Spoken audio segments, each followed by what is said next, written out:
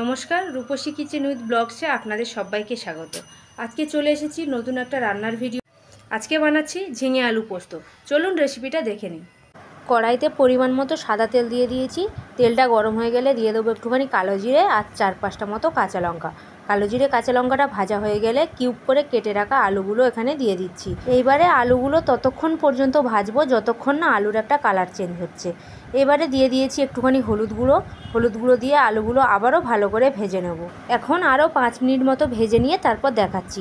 দেখো 5 মিনিট পর ফিরে এসেছি। আলুগুলো কালার প্রায় এরকম হয়ে গেছে। আলুগুলো প্রায় 40% সিদ্ধ হয়ে গেছে। এখন কিউব করে কেটে রাখা ঝিঙে এখানে অ্যাড করে দিয়েছি। এবার ঝিঙেটা দিয়ে বেশ ভালো করে ভাজতে থাকবো। এখন এই আলু আর ঝিঙের উপর দিয়ে দিচ্ছি পরিমাণ মতো লবণ। এই লবণটা এখন দেওয়ার জন্য আলু আর ঝিঙে থেকে জল বেরিয়ে আসবে। এই সময় আরও 2 থেকে 3 মিনিট ভালো করে কষিয়ে নিয়ে তারপর ফিরে আসছি।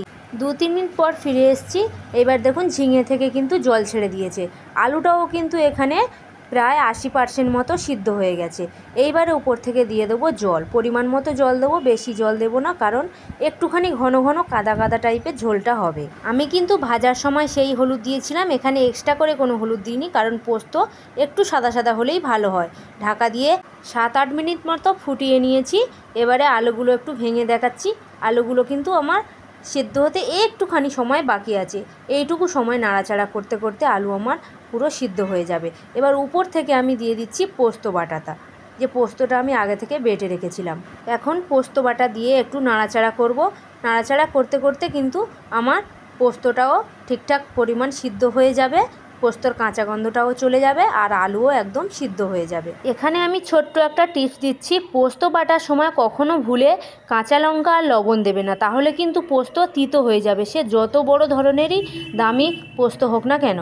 আমি এখানে কথা বলতে বলতে তরকারির নুন মিষ্টিটা ব্যালেন্স করার জন্য একটুখানি চিনি দিয়ে দিয়েছি, আপনারা চাইলে স্কিপ করে দিতে পারেন। তাহলে এখন ঝিঙে আলু পোস্ত আমার সম্পূর্ণ রেডি। নিরামিষের দিনে কিংবা অন্য কোনো দিনে এভাবে ঝিঙে আলু পোস্ত বাড়িতে বানিয়ে খেয়ে দেখবেন, খুব সুন্দর টেস্ট হয়। আজকে আপনাদের সাথে শেয়ার করলাম ঝিঙে আলু পোস্ত। অন্য কোনো একদিন শুধু আলু পোস্ত আর ঘটি বাড়ির পোস্ত আর বাঙাল বাড়ির পোস্ত কেমন হয় একদিন শেয়ার করব। আলুটা একদম সুন্দর ভাজা হয়েছে, সুন্দর একটা ঘ্রাণ বেরোচ্ছে, তার সাথে কাঁচা লঙ্কা আর কালো জিরের সুন্দর মিষ্টি সুগন্ধ বেরোচ্ছে।